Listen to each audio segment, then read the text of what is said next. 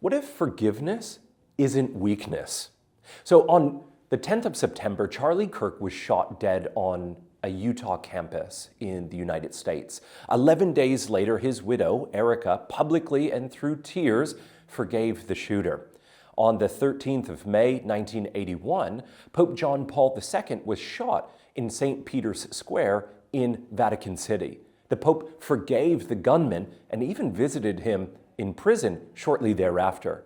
In 1947, Corrie ten Boom, a Dutch Christian who was imprisoned in a concentration camp during the Second World War for sheltering Jews, met and forgave a Nazi guard when she encountered him years after her release. Is this weakness? I think it would be difficult to argue that such individuals are weak.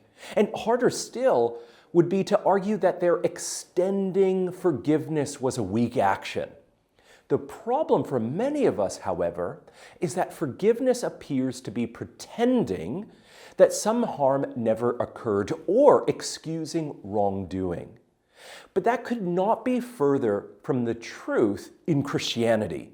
There is no "thou shalt pretend that you weren't harmed" or "thou shalt forget."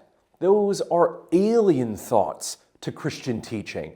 Rather, the Christian moral vision is to forgive that which you are justified in not forgiving. In a word, this is grace.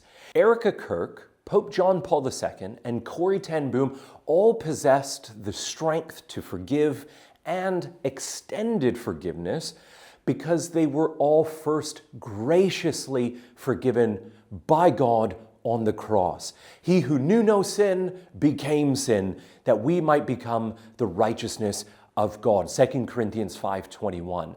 This doesn't mean you have to trust the person who harmed you. It is the handing over of a situation or person or persons to God and trusting Him with it. Believing that the God of all the earth, the judge of all the earth, will do rightly in the end.